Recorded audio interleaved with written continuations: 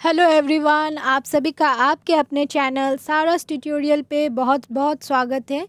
जैसा कि आप स्क्रीन में देख रहे होंगे सीबीएसई बोर्ड, तो जी हाँ, आज से मैं सीबीएसई बोर्ड क्लास 10 की हिंदी स्टार्ट कर रही हूँ और मेरा पहला चैप्टर है साखी। तो मेरा आप सभी से ये रिक्वेस्ट है कि आपके कांटेक्ट में जो भी सीबीएसई के बच्चे हैं, चाहे वो आपके भाई हो, बहन हो या जो भी आपके फ्रेंड हो, उनसे प्लीज़ मेरा ये वीडियो शेयर करें, क्योंकि मैं सीबीएसई बोर्ड भी यहाँ पे दे रही हूँ। सीबीएसई बोर्ड के सारे मतलब हिंदी का सारा पोर्शन मैं यहाँ पे प्रोवाइड करूँगी। अपने चैनल के माध्यम से मैं उन बच्चों को भी हेल्प करना चाहती हूँ, तो प्लीज़ आप लोग मुझे सपोर्ट करें। ऐसे ही आप लोग मुझे इतना सपोर्ट कर रहे हैं, इतना प्यार दे रहे हैं, तो आगे भी मेरे चैनल को ऐसे ही सपोर्ट और प्यार देते रहे और उन बच्चों से प्लीज़ शेयर करें ताकि मैं उनको भी हेल्प कर सकूं। ठीक है, तो चलिए देखते हैं हमारा पहला चैप्टर जो कि है साखी। साखी स्पर्श भाग 2 का पहला चैप्टर है और इसके कवि है संत कबीरदास जी। ठीक है, संत कबीरदास जी का जन्म हुआ था 1398 में काशी में और इनकी मृत्यु हुई थी 1518 में मगहर में।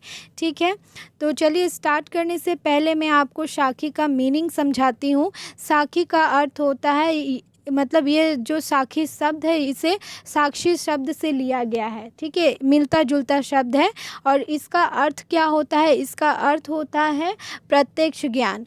तो हमारे जो संत कबीरदास जी थे वो कभी भी अनयूजुअल बातों पे बिलीव नहीं करते थे।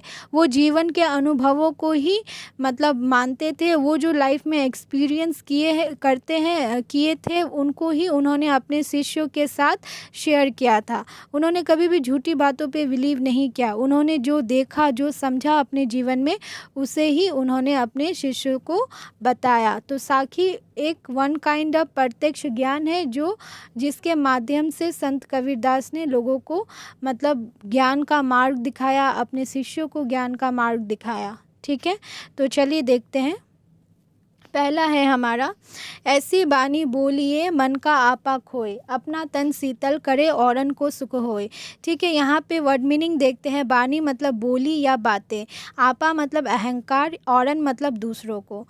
ठीक है, तो यहाँ पे संत कबीरदास जी कहते हैं कि हमें ऐसी बातें करनी चाहिए जिसमें हमारा अहंकार न दिखाई दे। ठीक है, इससे हमारा मन मतलब अपना तन शीतल करे औरन को सुख होए, मतलब कि इससे क्या होगा, हमारा मन शांत रहेगा और सुनने वाले को भी सुख और शांति मिलेगी। ठीक है, तो वो कहते हैं कि हम चाहे किसी से भी बातें करें, वो इंसान हमसे छोटा हो बड़ा हो, बट हमारी बातों में कभी भी अहंकार नहीं दिखाई देना चाहिए, गुरूर नहीं दिखाई देना चाहिए। इससे क्या होगा, हमारा मन शांत रहेगा और जो हमारी बातें सुन रहे हैं उनको भी सुख और शांति प्राप्त होगी, उनको भी खुशी मिलेगी, बुरा उनको फील नहीं होगा। ठीक है, नेक्स्ट हमारा है, कस्तूरी कुंडली बसे मृग ढूंढे बन माही, ऐसे घटी घटी राम है दुनिया देखे नाही। तो यहाँ पे वर्ड मीनिंग देख लेते हैं। कस्तूरी मतलब एक सुगंधित पदार्थ होता है, कुंडली मतलब नाभि, मृग मतलब हिरन, बन या जंगल, माही मतलब भीतर, घटी घटी मतलब कण कण में। तो यहाँ पे मतलब संत कबीरदास जी ने ईश्वर की महत्ता को स्पष्ट किया है। तो वो ईश्वर की महत्ता को स्पष्ट करते हुए कहते हैं कि कस्तूरी क्या है, कस्तूरी कुंडली बसे मृग ढूंढे बन माही। कस्तूरी क्या है, हिरन की मतलब नाभि में ही रहती है। ठीक है, बट इससे अनजान हिरन उसके सुगंध के कारण उसे क्या करती है, पूरे जंगल में ढूंढते रहती है, पूरे जंगल में ढूंढते फिरते रहती है। ठीक है, ठीक उसी प्रकार ऐसे घटी घटी राम है दुनिया देखे नाई। जो हमारे राम है, श्री राम ईश्वर हमारे परमात्मा है, वो भी क्या है, प्रत्येक मनुष्य के हृदय में बसे हैं। ठीक है, प्रत्येक मनुष्य के हृदय में निवास करते हैं, पर क्या मतलब मनुष्य क्या उसे देख नहीं पाते। ठीक है, जो मनुष्य है, हम लोग क्या है, ईश्वर को देख नहीं पाते और ईश्वर को ढूंढने के लिए मंदिर मस्जिद और तीर्थ यात्रा करते रहते हैं। ठीक है, अब बढ़ते हैं हमारे नेक्स्ट हमारा है, जब मैं था तब हरि नहीं, अब हरि है मैं नाही, सब अंधियारा मिटी गया जब दीपक देखा माही। मतलब मैं मतलब अहंकार, हरि मतलब भगवान, अंधियारा मतलब अंधकार, देखा मतलब दिखाई देना, माही मतलब मुझे। ठीक है, तो यहाँ पे संत कबीरदास जी कहते हैं कि जब तक मनुष्य के मन में अहंकार होता है तब तक उसे ईश्वर की प्राप्ति नहीं हो सकती। ठीक है, और जैसे ही उसके मन से अहंकार मिट जाता है उसे ईश्वर की प्राप्ति हो जाती है। मतलब कि जिस प्रकार, ठीक उसी प्रकार कि जैसे ही दीपक जलती है तो सारा अंधकार क्या होता है, उसके प्रकाश से सारा अंधकार क्या होता है, मिट जाता है। वैसे ही हमारे मन में ज्ञान रूपी दीपक के जलने से अंधकार रूपी अहंकार का क्या होता है, नाश हो जाता है। जैसे ही अहंकार खत्म होता है हमें ईश्वर की वास्तविकता पता चल जाती है। ईश्वर हमारे मन में बस जाते हैं। ठीक है, चलिए आप देखते हैं नेक्स्ट है हमारा, सुखिया सब संसार है खाए अरु सोए, दुखिया दास कबीर है जागे अरु रोए। यहाँ पे वर्ड मीनिंग देख लेते हैं। सुखिया मतलब सुखी, संसार मतलब दुनिया, खाए मतलब खाना, अरु मतलब और, सोए मतलब सोना, जागे मतलब जागना, रोए मतलब रोना। यहाँ पे संत कबीरदास जी कहते हैं कि उनके अनुसार ये दुनिया क्या है, सुखी है, क्योंकि ये केवल खाती और सोती है, इन्हें और किसी प्रकार की कोई चिंता नहीं है। मतलब यहाँ पे मीनिंग यही है कि इस दुनिया को, इस संसार को ईश्वर से कोई मतलब नहीं है। ईश्वर की पाने की लालसा, उनमें मिलने की इच्छा मनुष्य में मतलब इस दुनिया में नहीं है, इसलिए ये दुनिया क्या है, सुखी है। इसके अलावा कबीरदास जी ने खुद को दुखी कहा। क्यों कहा दुखी?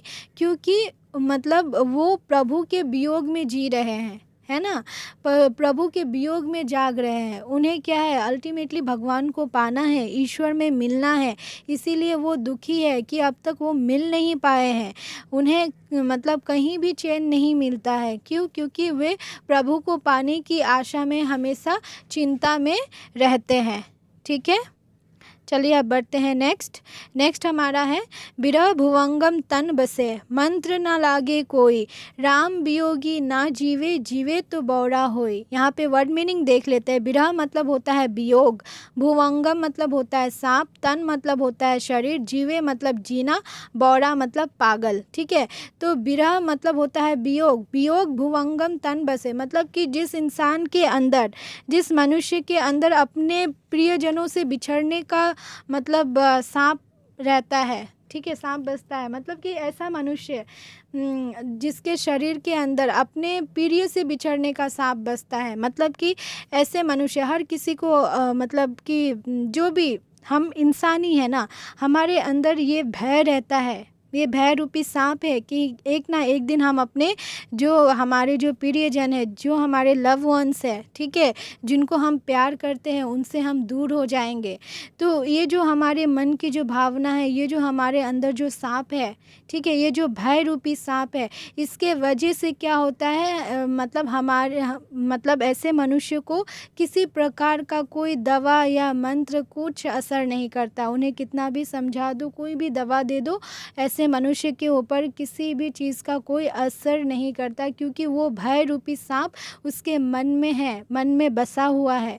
तो ठीक उसी प्रकार राम वियोगी ना जीवे, जीवे तो बौरा होए।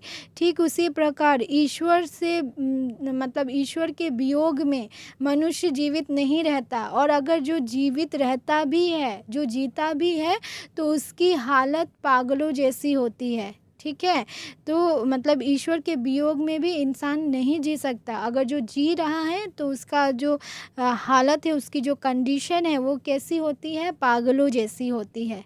ठीक है, चलिए अब बढ़ते हैं नेक्स्ट हमारा है, निंदक नेरा राखिए, आंगनी कुटी बंधाए, बिन साबन पानी बिना निर्मल करे सुभाए। यहाँ पे वर्ड मीनिंग देख लेते हैं। निंदक मतलब होता है बुराई करने वाला, नेरा मतलब निकट, बिन मतलब बिना, साबन मतलब साबुन, पानी मतलब पानी, निर्मल मतलब स्वच्छ या पवित्र, सुभाए मतलब स्वभाव। ठीक है, तो यहाँ पे संत कबीरदास जी कहते हैं कि निंदा करने वाले व्यक्ति को सदा अपने पास रखिए।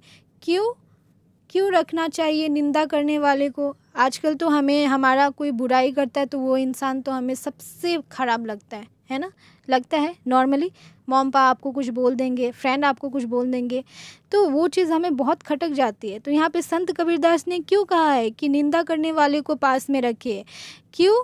क्योंकि संत कबीरदास जी कहते हैं कि जो व्यक्ति आपकी निंदा करते हैं, ठीक है, जो व्यक्ति आपकी निंदा करते हैं वो मतलब जब वो आपकी कमियों को दिखाएंगे, आपकी कमियों को सुनाएंगे, तो आप उन कमियों को सुन करके क्या करेंगे, दूर करने की कोशिश करेंगे। ठीक है, तो मतलब ये लाइफ का एक प्रैक्टिकल लाइन है कि आपकी तारीफ़ करने वाला कोई हो ना हो, बट आपकी बुराई करने वाला एक व्यक्ति ज़रूर होना चाहिए। मतलब एक ऐसा एनिमी जो आपकी रियल में जो आपकी अंदर की कमी है वो आपको दिखा सके, ऐसा व्यक्ति लाइफ में होना बहुत ज़रूरी है, क्योंकि झूठी तारीफ़ें तो आजकल सब करते हैं। ठीक है, तो यहाँ पे बेसिकली मैं ज़्यादा लॉन्ग डिस्कशन में नहीं जाऊँगी, मैं सिंपली आपको समझाती हूँ कि संत कबीरदास जी कहते हैं कि निंदा करने वाले व्यक्ति को सदा अपने पास रखना चाहिए। हो सके तो उसे उसके लिए अपने पास रखने का कुछ ना कुछ उपाय ढूंढिए कि वो आपके पास रहे सदा। ठीक है, ताकि हमें उसके द्वारा अपनी कमियों को मतलब सुनकर दूर करने का मतलब हमें मौका मिल सके। ठीक है, वो जो हमें कमियां दिखाएंगे उन कमियों को हम दूर कर सके। इससे क्या होगा, इससे हमारा स्वभाव, हमारा जो बिहेवियर है बिना साबुन बिना पानी के ही क्या हो जाएगा, स्वच्छ हो जाएगा, निर्मल हो जाएगा। ठीक है, समझ में आया? पसंद आए तो प्लीज़ चैनल को लाइक शेयर एंड सब्सक्राइब करना ना भूलें। ठीक है, चलिए अब बढ़ते हैं नेक्स्ट है हमारा 7th। पोथी पढ़ी पढ़ी जग मुआ, पंडित भया न कोई, एके असिर पीव का पढ़े सु पंडित होए। ठीक है, यहाँ पे वर्ड मीनिंग देख लेते। पोथी मतलब किताब, पढ़ी पढ़ी मतलब पढ़कर, जग मतलब संसार, मुआ मतलब मर गया, भया मतलब हुआ, एके मतलब एक, असिर मतलब अक्षर, पीव मतलब प्रेम या प्रिय, सु मतलब वही। ठीक है, तो यहाँ पे संत कबीरदास कहते हैं कि बहुत से ऐसे लोग हुए संसार में जो मोटी मोटी पुस्तकें पढ़ करके मतलब मर गए हैं। बहुत से ऐसे मनुष्य हुए संसार में जो पोथी पढ़ के मर गए हैं, पर पंडित कोई बन नहीं पाया, कोई भी पंडित बन नहीं पाया। यदि एके असिर पीव का पढ़े सु पंडित होई, मतलब यदि किसी मनुष्य ने ईश्वर भक्ति का एक अक्षर मतलब प्रेम का एक अक्षर भी पढ़ लिया होता तो वो क्या होता, पंडित बन जाता। यानी कि ईश्वर ही क्या है, एकमात्र सत्य है, प्रेम ही एकमात्र सत्य है। इसे जानने वाला व्यक्ति ही क्या होता है, वास्तविक ज्ञानी होता है। चाहे कोई लाखों करोड़ों किताबें पढ़ ले, बट वो किताबें पढ़ कर के कोई लाभ नहीं है। अगर आप ईश्वर की वास्तविकता समझ गए, प्रेम की वास्तविकता समझ गए, तो आपसे बड़ा ज्ञानी कोई नहीं है संसार में। ठीक है, चलिए अब बढ़ते हैं नेक्स्ट हमारा लास्ट है साखी। हम घर जालिया आपना, लिया मुरारा हाथी, अब घर जालोन तास का, जे चले हमारे साथी। यहाँ पे वर्ड मीनिंग देख लेते हैं। जालिया मतलब जलाया, आपना मतलब अपना, मुरारा मतलब जलती हुई लकड़ी, जालो मतलब जलाऊं, तास का मतलब उसका। यहाँ पे संत कबीरदास जी कहते हैं कि उन्होंने अपने हाथों से ही अपने घर को जलाया। ठीक है, जलाकर क्या किया, ज्ञान की प्राप्ति कर ली। ठीक है, अब उनके हाथों में क्या है, जलती हुई लकड़ी है। लिया मुरारा हाथी मतलब उनके हाथों में जलती हुई लकड़ी है, मशाल है, यानी ज्ञान है। जलती हुई लकड़ी का यहाँ पे अर्थ होगा ज्ञान। उनके हाथों में क्या है, ज्ञान है।